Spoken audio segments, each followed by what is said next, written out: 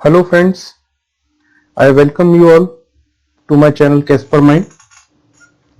आज हम पढ़ेंगे part 18 and part 20 of the Indian constitution. इस लेक्चर को हम क्वेश्चंस के थ्रू एड्रेस करेंगे। So let's start. तो इमरजेंसी के अंदर सबसे पहले हम जो हमारा पार्ट 18 है इमरजेंसी, उसके अंदर पहला क्वेश्चन है what are the provisions of emergency. देखिए यहाँ पे जो हम बात कर रहे हैं, अगर इमरजेंसी की जो वर्ड जो यूज किया गया है वो नेशनल इमरजेंसी और फाइनेंशियल इमरजेंसी के लिए यूज किया गया है, पर अगर खाली इमरजेंसी बोला जाता है तो पर्टिकुलरली नेशनल इमरजेंसी की बात कर रहे हैं। और जो वर्ड प्रेसिडेंट रूल है वो हमारे कॉन्स्टिट्यूशन में मेंशन नहीं किया गया है, उसकी जगह यूज किया गया है यहाँ पे failure of constitutional machinery in state. तो हमारा पहला क्वेश्चन है what are the provisions of emergency, मतलब ये हमसे पूछ रहा है नेशनल इमरजेंसी के बारे में। तो सबसे पहले हम पढ़ते हैं इट इज, इसे इम्पोज कौन करता है। It is impose by president bye proclamation on the decision of the union cabinet in writing. जब यूनियन कैबिनेट राइटिंग में दे देती है प्रेसिडेंट को, तो उसके बाद प्रेसिडेंट एक प्रोक्लेमेशन निकालते हैं और इमरजेंसी लगा देते हैं। ग्राउंड्स क्या होंगे इमरजेंसी के? Grave emergency where by the security of India और any part is threatened by war और external aggression, it is external threat, और armed rebellion that is internal threat. तो प्रेसिडेंट जो है अगर उनको ऐसा लगता है कि ऐसी इमरजेंसी आ गई है जिसमें सिक्योरिटी ऑफ इंडिया किसी पार्ट की या पूरे इंडिया की थ्रेटेंड हुई है बाय वॉर और एक्सटर्नल एग्रेशन की वजह से, जो एक्सटर्नल फैक्टर है, एक्सटर्नल थ्रेट है, या आर्म्ड रेबेलियन मतलब कोई अंदर ही आर्म्ड रेबेलियन हो गया है उसकी वजह से, तो इमरजेंसी लग जाएगी। अब इसकी लाइफ क्या होगा, मतलब लाइफ क्या होगी इमरजेंसी की? जैसी प्रोक्लेमेशन इशू किया जाएगा तो वो दोनों हाउसेस के सामने पेश किया जाएगा और इसको दोनों हाउसेस को पास करना होगा विद इन 30 डेज और 1 month by special majority. Special majority का मतलब है majority of total membership and 2/3 of present and voting. ये वैलिड रहता है 6 महीने के लिए और कितनी बार भी लगाया जा सकता है। पर अगर एक बार प्रोक्लेमेशन 6 महीने बाद खत्म हो गया तो वापस प्रेसिडेंट प्रोक्लेमेशन इशू करेंगे, फिर पास करेगी पार्लियामेंट विद इन 30 डेज और वही स्पेशल मेजोरिटी से पास करना पड़ेगा। अगर इन केस अगर जो हाउस ऑफ पीपल है वो डिसॉल्व हो जाता है जब प्रोक्लेमेशन आ जाता है प्रेसिडेंट के थ्रू, तो अगर एचओपी डिसॉल्व हो जाती है तो उसके बाद अगर ये पास कर दिया जाता है आपके काउंसिल ऑफ स्टेट से, तो जैसी नई एचओपी रिकॉन्स्टिट्यूट होगी उसके 30 दिन के अंदर ही इसको पास करना होगा एचओपी को। अब किस तरह रिवोक किया जा सकता है?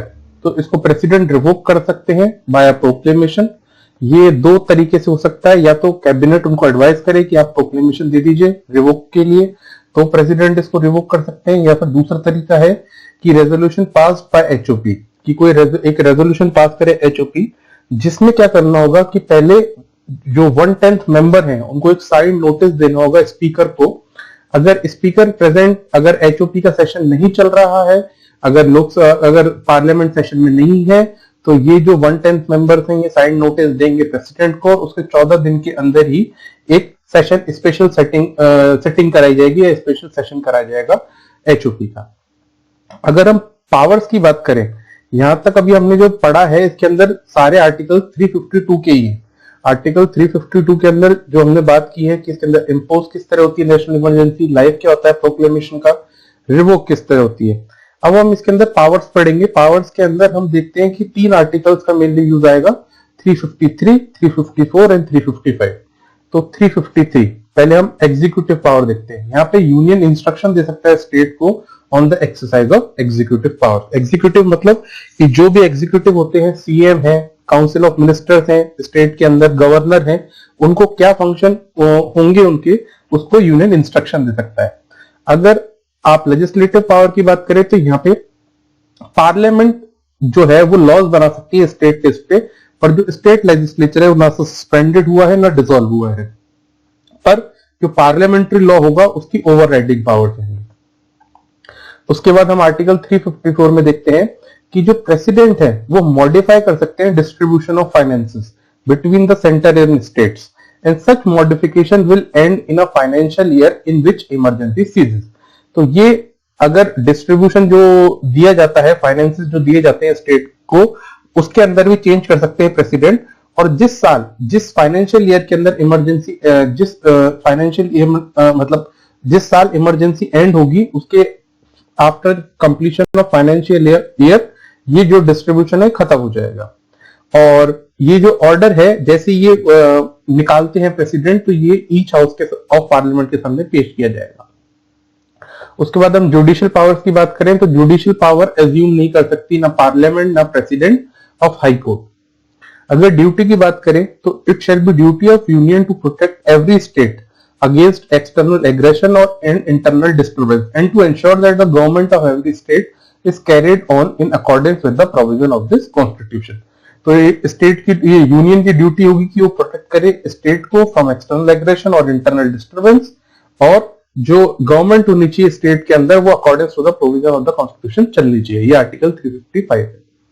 उसके बाद हम देखते हैं कि जो इफेक्ट है on laws made during the emergency. तो जो इमरजेंसी जब रिवोक हो जाएगी तो जो लॉज हैं वो वैलिड रहेंगे 6 मंथ के लिए, और उसके बाद वो अपने आप वॉइड हो जाएंगे। अगर लोकसभा के ऊपर इफेक्ट की बात करें तो अगर इमरजेंसी चल रही है तो life of Lok Sabha can be extended for 1 year and when emergency revoked, if life extended then election within 6 month. तो 6 महीने के अंदर इलेक्शन होंगे। अब फंडामेंटल राइट्स की अगर हम बात करें तो प्रेसिडेंट ड्यूरिंग एक्सटर्नल और internal emergency can suspend all fundamental rights. ये सारे फंडामेंटल राइट को सस्पेंड कर सकते हैं, including right to constitutional remedy जो हमारा आर्टिकल 32 देता है। पर जो आर्टिकल 20 और 21 है वो उनको सस्पेंड नहीं किया जा सकता।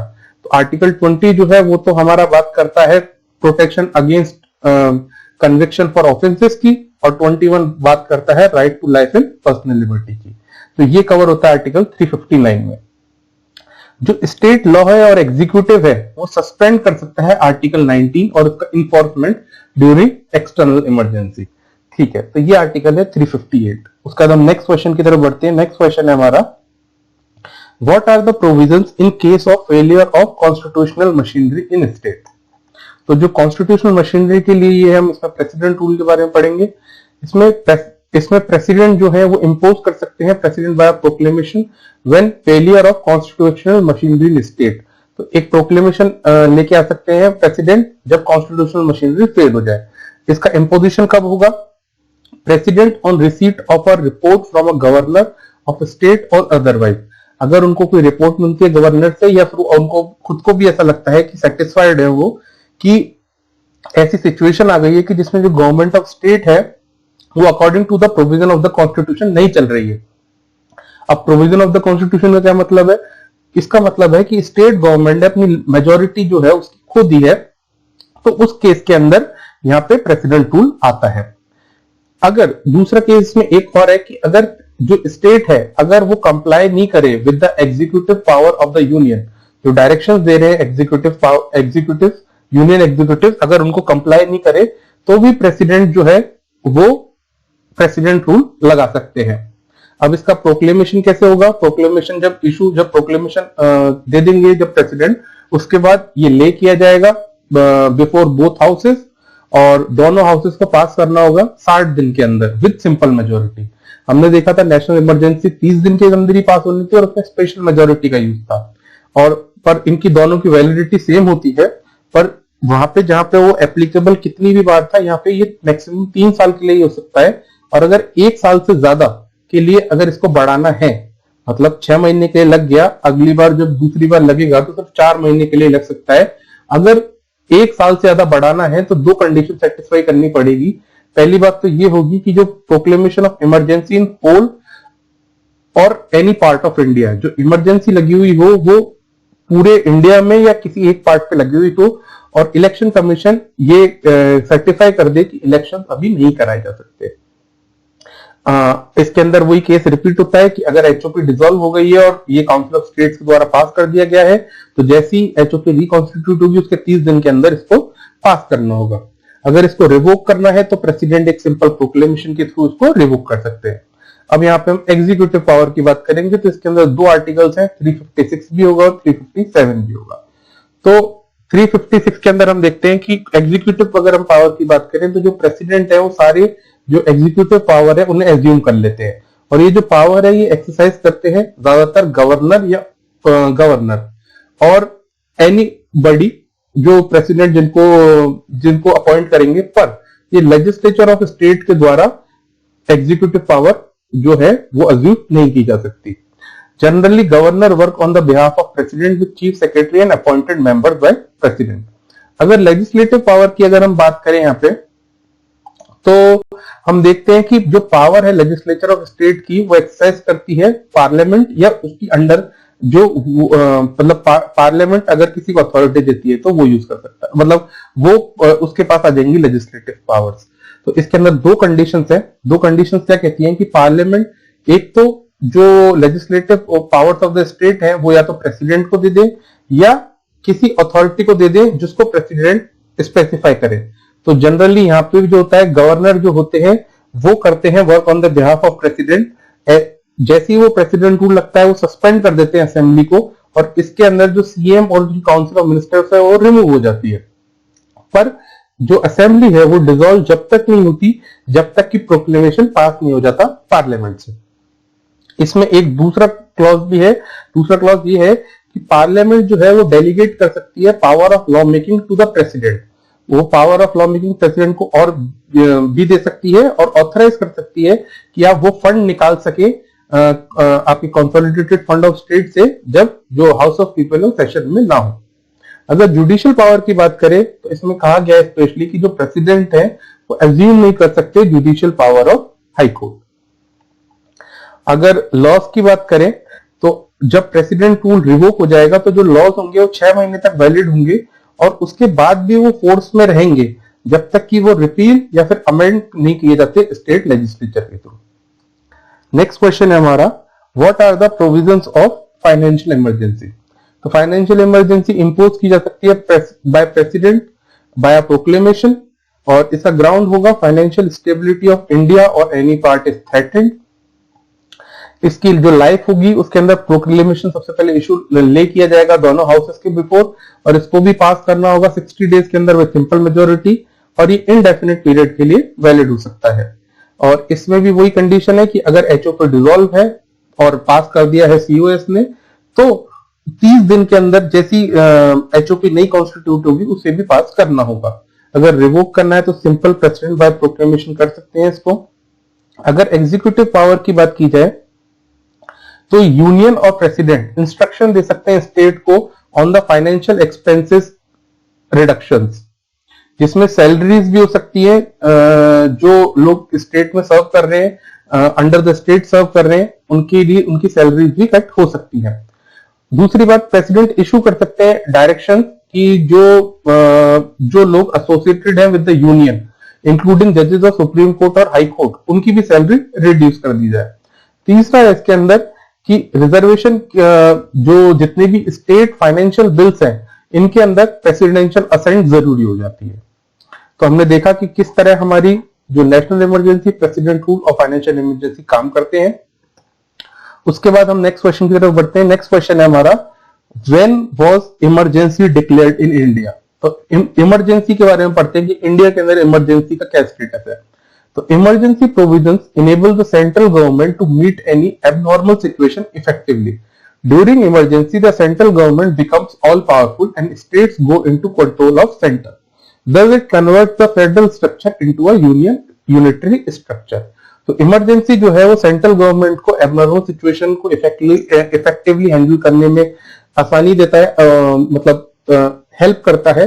और जब ये इमरजेंसी लगती है तो देखते हैं हम कि जो फेडरल स्ट्रक्चर है हमारे इंडिया का वो यूनिटरी स्ट्रक्चर के अंदर कन्वर्ट हो जाता है, मतलब जो सेंटर रहती है वो ऑल पावरफुल हो जाती है और स्टेट के ऊपर उसका पूरा कंट्रोल आ जाता है।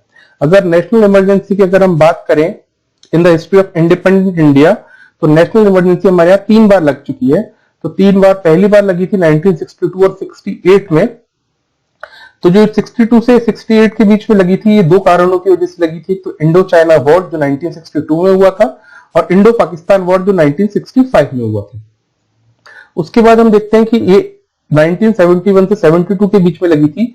इसका कारण था कि जब लिबरेट कराया था इंडिया ने बांग्लादेश को जो पुराना ईस्ट पाकिस्तान था, तो उसमें इंडिया को डर था कि ऐसा हो सकता है कि पाकिस्तान अटैक कर दे, तो उस कारण ये इमरजेंसी लगी थी। फिर 2 साल के लिए इमरजेंसी यहाँ पे भी लगी थी 1975 77 77 तक। ये जो इमरजेंसी थी under controversial circumstances of political instability under Indira Gandhi ji prime ministership, when emergency was declared on the basis of internal disturbance. Internal disturbance के बेसिस पे लगी थी। फिर इलेक्शंस होते हैं 1977 के, जिसमें जनता पार्टी पावर में आ जाती है और शाह कमीशन को अपॉइंट करती है। उसके बाद 44th कॉन्स्टिट्यूशनल अमेंडमेंट आता है 1978 में, जो काफी सारे मेजर्स लेता है कि जिससे इमरजेंसी प्रोविजंस का फ्यूचर में मिसयूज ना हो पाए, और सब्स्टिट्यूट कर देते हैं वहां पे वर्ड इंटरनल डिस्टर्बेंस को आर्म्ड रेबेलियन से। उसके बाद हम देखते हैं कि मिनर्वा मिल्स केस आता है 1980 के अंदर। उसमें सुप्रीम कोर्ट ये कहता है कि नेशनल इमरजेंसी को चैलेंज किया जा सकता है कोर्ट में अगर वो मेलिफाइड इंटेंशन से लगाई गई हो। तो नेशनल इमरजेंसी जो है वो नेशनल रिव्यू के, जुडिशियल रिव्यू के अंडर में आ जाती है। वहीं अगर हम प्रेसिडेंट रूल की बात करें तो 1950 से लेके अब तक जो प्रेसिडेंट रूल है वो मोर देन 100 ओकेजन्स पे लगाया जा चुका है। एसआर बोमई केस जो 1975 में आया था, वो कहता है supreme court held that the proclamation president rule in subject to judicial review. तो जो प्रेसिडेंट रूल है उसको भी जुडिशियल रिव्यू के अंडर में ले लिया एसआर बोमई केस ने 1975 में। फाइनेंशियल इमरजेंसी की अगर हम बात करें तो these provisions enable the president to deal with the situation of financial crisis in the country. In India no financial emergency has been declared so far. There was a financial so far though there was a financial crisis in 1991 कि हमारे financial crisis एक बार 1991 में आ चुकी है, पर आज तक हमारे फाइनेंशियल इमरजेंसी नहीं लगी है। तो हमारे नेक्स्ट जो हमारा इसके अंदर चैप्टर है उसकी तरफ बढ़ते हैं, amendment of the constitution part 20। तो इसका क्वेश्चन है इसके अंदर, what is the procedure and power of parliament to amend the constitution. Parliament में exercise the power of constituent assembly according to the procedure mentioned below. जो parliament है वो exercise कर सकती है power of the constituent assembly according to the जो नीचे procedure दिया गया है। एक तो जो कॉन्स्टिट्यूशन अमेंडमेंट बिल है वो इंट्रोड्यूस किया जा सकता है किसी भी हाउस में और किसी भी मेंबर के द्वारा। जो भी फर्स्ट हाउस में वो पेश किया जाता है उसके अंदर मेजोरिटी रिक्वायर्ड होगी, total majority of total membership and 2/3 of present and voting. Same majority total majority of total membership and 2/3 of present and voting required होगी सेकंड हाउस के अंदर। उसके बाद जो प्रेसिडेंट है वो इसको ना तो होल्ड कर सकते हैं ना रिटर्न कर सकते, इसको उनको असेंट देनी पड़ेगी। इसके अंदर जितने भी हमारे आपके फंडामेंटल राइट्स है, डीपीएसपी है और most of the provisions of constitution जो है वो इसी अमेंडमेंट के जो इस प्रोसीजर के थ्रू किया जाता है। पर हम देखते हैं कि कुछ ऐसे प्रोविजंस है जिसके अंदर जो हमारा कॉन्स्टिट्यूशनल बिल है वो किसी एक हाउस में जाता है किसी मेंबर के थ्रू, उसके अंदर वो स्पेशल मेजोरिटी से पहले हाउस में पास होता है, दूसरे हाउस में पास होता है और उसके बाद उसे रेटिफाइड भी कराना पड़ता है by half of the state. Ratified का मतलब है कि सिंपल मेजोरिटी से हाफ ऑफ द स्टेट उसको पास करते हैं और उसके बाद उसको प्रेसिडेंशियल असेंट मिलती है। तो इसके अंदर 9 आप कह सकते हैं कि इसके अंदर 9 पॉइंट्स हैं जिनमें आपका रेक्टिफिकेशन की जरूरत होती है और मेजरली ये वो पॉइंट्स है जहां पे सेंटर और स्टेट का दोनों का इन्वॉल्वमेंट होता है। जो पहला है वो है presidential election and manner. Second है जिसके अंदर है आर्टिकल 54 और 55। सेकंड है executive power of the union article 73। Third है executive power of the state article 162। Fourth है union judiciary high court for states and UTs. Fifth है GST council article 279A। Sixth है legislative relation between the union and the states part 11 chapter 1। Seventh है any list in the 7th schedule. Eighth है the representation of states in parliament. Ninth है amendment of the constitution part 20 article 368। जबकि जो ordinary laws है ये article 368 का part नहीं है, वो सिंपल मेजोरिटी से पास हो सकते हैं और उसके अंदर जो प्रेसिडेंट है वो बिल को विदहोल्ड भी कर सकते हैं और रिटर्न भी कर सकते हैं। जैसा कि हम देखते हैं कि पार्ट 1 के अंदर जो आर्टिकल 2 और आर्टिकल 3 है ये सिंपल ऑर्डिनरी लॉ की तरफ सिंपल मेजोरिटी से पास हो सकते हैं दोनों हाउसेस से और ऑर्डिनरी लॉ के थ्रू बनाए जा सकते हैं। और अगर शेड्यूल 1 और 4 में भी कोई चेंज होता है due to provisions of article 2 and 3, तो ये भी सिंपल लॉ या मतलब सिंपल पार्लियामेंट्री लॉ के थ्रू किया जा सकता है। नेक्स्ट क्वेश्चन देखते हैं, what which are the recent constitutional amendment acts. कौन कौन से रीसेंट हैं? तो रीसेंट के अंदर अगर हम बात करें तो हम 90s से लेते हैं, तो 91st हम देखते हैं। 91st कॉन्स्टिट्यूशनल अमेंडमेंट एक्ट था, 2004 में आया था और ये एंटी डिफेक्शन लॉ को स्ट्रेंथन करने के लिए आया था। इसमें जो डिफेक्शन की जो लिमिट है 1/3 से बढ़ा के 2/3 कर दी थी। दूसरा इसके अंदर क्या हुआ था कि जो काउंसिल ऑफ मिनिस्टर्स है उसको 15% पर रिस्ट्रिक्ट कर दिया था ऑफ द लेजिस्लेटिव मेंबर्स, कि इतने ही मिनिस्टर बन सकते हैं कि जो लेजिस्लेटिव मेंबर था उसका 15% ही साइज हो सकता है आपके मिनिस्टर का। फिर हम 92 कॉन्स्टिट्यूशनल अमेंडमेंट देखते हैं जो 2004 में ही आया था, सेम ईयर के अंदर। इसमें लैंग्वेज ऐड की गई थी 8 शेड्यूल के अंदर, जिसमें बोडो, डोगरी, संथाली और मैथिली है। फिर 93rd अमेंडमेंट की बात करते हैं तो इसमें ओबीसी को रिजर्वेशन दिया था अंडर इन एजुकेशनल इंस्टीट्यूट, जिसमें प्राइवेट भी है और पब्लिक भी है।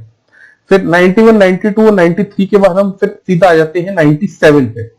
97 बात करता है कोऑपरेटिव सोसाइटीज की, जो 2012 के अंदर आया था। ये प्रमोशन ऑफ कोऑपरेटिव सोसाइटीज की बात करता है, इसके थ्रू ही पार्ट 9B कॉन्स्टिट्यूशन के अंदर ऐड किया गया। 98 कॉन्स्टिट्यूशनल अमेंडमेंट जो 2013 में आया, ये एम्पावर करता है गवर्नर ऑफ कर्नाटका को कि वो डेवलपमेंट कर सके हैदराबाद का और कर्नाटका रीजन का। फिर जो 99 कॉन्स्टिट्यूशनल अमेंडमेंट 2015 में आया, ये एनजेएसी के ऊपर है। इसमें अपॉइंटमेंट ऑफ सुप्रीम कोर्ट जजेस की बात की गई थी और इसको रिपील कर दिया गया by the supreme court order. जो 100 कॉन्स्टिट्यूशनल अमेंडमेंट था, ये एक्सचेंज ऑफ एनक्लेव्स की बात करता है विद इंडिया एंड बांग्लादेश। इसके बीच में 111 एनक्लेव जो थे तो इंडिया और बांग्लादेश के बीच में एक्सचेंज हुए थे उनका। फिर जो 101 है, ये जीएसटी की बात करता है। GST goods and service tax introduce किया गया बाय 101 कॉन्स्टिट्यूशनल अमेंडमेंट एक्ट 2017। फिर जो 102 कॉन्स्टिट्यूशनल अमेंडमेंट एक्ट है 2018 का, ये कॉन्स्टिट्यूशनल स्टेटस देता है एनसीबीसी को। एनसीबीसी का मतलब है national commission for backward classes. अभी तक बैकवर्ड क्लासेस के लिए कोई भी ऐसा कॉन्स्टिट्यूशनल स्टेटस नहीं था, मतलब कॉन्स्टिट्यूशनल स्टेटस एससी और एसटी के लिए था पर बैकवर्ड क्लासेस के लिए नहीं था। फिर जो 103 है, ये ईडब्ल्यूएस के लिए है।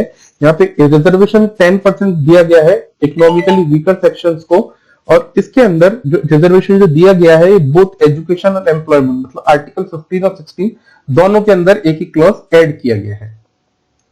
फिर हम देखते हैं जो रिसेंट हुआ है 104 कॉन्स्टिट्यूशनल अमेंडमेंट 2020 के अंदर। इसमें हम देखते हैं कि एक तो जो रिजर्वेशन था एससी और एसटी का लोकसभा और स्टेट लेजिस्लेटिव असेंबली में, इसको बढ़ा दिया गया है 2030 तक। और दूसरा हम देखते हैं कि जो एंग्लो इंडियन सीट्स का जो रिजर्वेशन था लोकसभा और एसएलए के अंदर, उसको हटा दिया गया है। अब रिजर्वेशन एंग्लो इंडियंस के लिए नहीं रहा है। एक 42nd कॉन्स्टिट्यूशनल अमेंडमेंट एक्ट है जो जिसे हम मिनी कॉन्स्टिट्यूशन के नाम से भी जानते हैं। ये बड़ा इंपॉर्टेंट है, इसके हम कुछ प्रोविजंस देखते हैं। एक तो इसके अंदर 3 नए इसमें प्रियम्बल के अंदर 3 नए वर्ड ऐड किए गए थे, सोशलिस्ट, सेक्युलर एंड इंटीग्रिटी। इसके अंदर 3 नए डीपीएसपी भी ऐड किए गए थे, जिसमें लीगल सिस्टम जो प्रोवाइड करे जस्टिस और free legal aid, participation of workers in the management of industries and protection of environment, forest and wild life. उसके बाद हम देखते हैं कि फंडामेंटल ड्यूटीज भी इसी के थ्रू ऐड की गई। फिर प्रेसिडेंट को बाउंड किया गया कि वो एडवाइस माने कैबिनेट की, अगर वो दोबारा दी जाती है तो उसे माननी ही पड़ेगी। इसने जो पावर ऑफ जुडिशियल रिव्यू था उसको कर्टेल किया, और writ jurisdiction of high court था उसको भी कम किया, सुप्रीम कोर्ट और हाई कोर्ट को। फिर जो 6th है हमारा, वो कहता है creation of all India judicial service. All India judicial service बनाई इसने, और इसमें 5 सब्जेक्ट जो थे उनको स्टेट लिस्ट से उन्होंने कॉन्करेंट लिस्ट में ट्रांसफर कर दिया, जिसमें एजुकेशन है, फॉरेस्ट है, protection of wild life and animals है, वेट्स एंड मेजर्स है, एंड एडमिनिस्ट्रेशन ऑफ जस्टिस है। तो इस तरह हमारा जो पार्ट 18 है और पार्ट 20 है जो खत्म होता है। आई होप आपको लेक्चर समझ में आया होगा। Thank you and have a nice day.